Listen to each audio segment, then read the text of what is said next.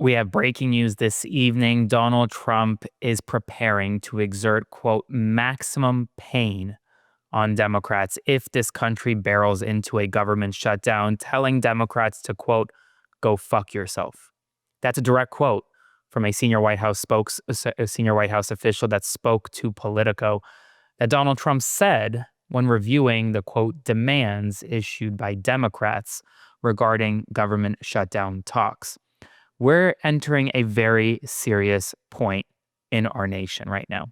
And while the past 8 months have been difficult for many, the next month may be the most difficult yet, because we are barreling towards a government shutdown that could cost thousands of people their jobs, many more their paychecks, and could eliminate and also delay critical services for the American people. And I want to talk about not only what the government shutdown could mean for you, but what the White House is doing about it right now. And at the start of this, I want to caveat that Republicans currently control the White House and Congress. Both the United States Senate and the United States House of Representatives are under Republican control. Now, meanwhile, the government shutdown deadline is September 30th. Every year, Congress must pass a budget that is signed into law by the president. There is a budget deadline of September 30th for funding most of the federal government. Not all of it, but most of it. Probably 80% of the federal government, maybe even a little more, is funded through this funding deadline. It was funded via a clean CR, continuing resolution, earlier this year, if you recall. And now the deadline is September 30th. And here's where things stand. Well, things stand at a complete standstill. Donald Trump and Republicans want another clean CR that is passed for a period of 30 to 60 to 90 days, extending the deadline to keep the government open.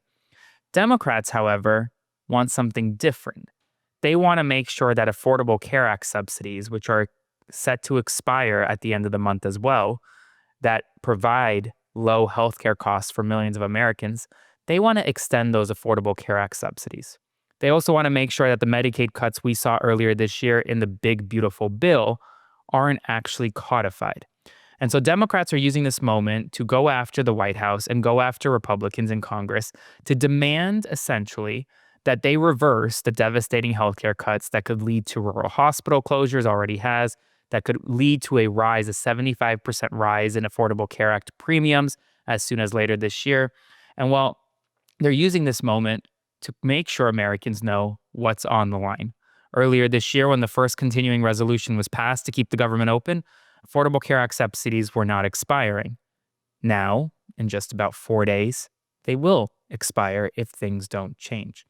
And while Hakeem Jeffries, the House Minority Leader, and Chuck Schumer, the Senate Minority Leader, both asked Donald Trump for a meeting this week, Donald Trump initially agreed to that meeting. He then backed out of that meeting. There was some public reporting that Trump backed out at the urging of Mike Johnson, the Speaker, and John Thune, the Senate Majority Leader, because they felt as though that Trump could potentially screw up their situation.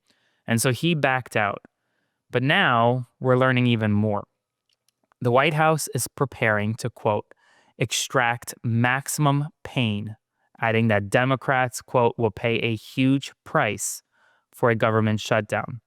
Went on to say that historically, it's the aggressor that always loses. And quite simply, their constituencies and their priorities are all going to get chewed up and ours not so much. Referring to Donald Trump, he read all the shit they're asking for and he said on second thought, go fuck yourself, referring to, quote, unserious and ridiculous demands. The president is saying, screw you, I'm not going to work with Democrats to keep the government open. But here's the problem. They need 60 votes in the United States Senate. And Republicans, they don't have 60 senators. So they need to make sure that some Democrats come on board and vote to keep the government open with them. But Democrats won't do it unless Republicans protect some form of your health care. It's a pretty clear trade-off. And while what the White House is preparing to do if we get to a government shutdown, it should scare a lot of folks.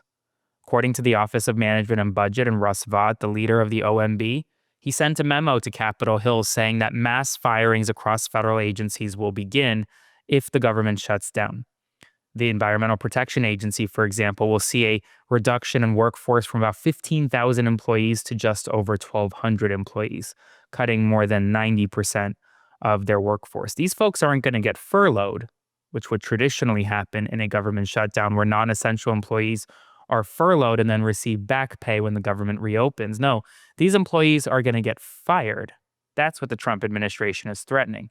And that's not the only thing, because with the government shutdown comes the ability for the executive branch to use its emergency powers to potentially spend on what it wants to spend, to cut what it wants to cut, and well, get ready for a massive national emergency called to fund ICE even more than the Trump administration already has. So get ready for that. And that's what the executive can do. But that does not even take into account the impacts of what a government shutdown will be if Republicans don't figure out a way to keep the government open. Well, first, national parks, they've already been decimated by reduction in workforce cuts. Well, many of them are going to have to shutter and close their doors during the government shutdown. Non-essential employees in many military families will be theoretically furloughed or will not be able to work. Military families will have to essentially suffer. Some military will have to work without pay. Those folks may get back pay, but this could last several weeks, potentially months. In addition, critical services like Social Security and Medicare may be interrupted. And that's just the beginning of it. The longer a government shutdown lasts, well, the worse it gets for the American people. If you recall, during Donald Trump's first term, he had a government shutdown of about a month. And by the end of the month, you had federal employees having to receive free meals in Washington, D.C. because they couldn't afford to live or eat because they weren't getting paychecks. Because many federal employees actually live paycheck to paycheck. And those federal employees, many of which are going to be Trump appointees, are the ones that are going to suffer because their president can't get its act together. And so right now, Donald Trump is telling Democrats to go fuck yourself.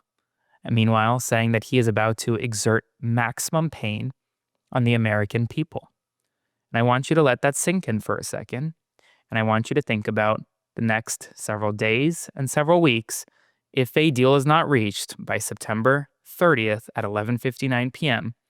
Because starting at midnight on October 1st, we're going to enter a government shutdown that could drive our nation down a rabbit hole that we may not actually recover from for a very long time.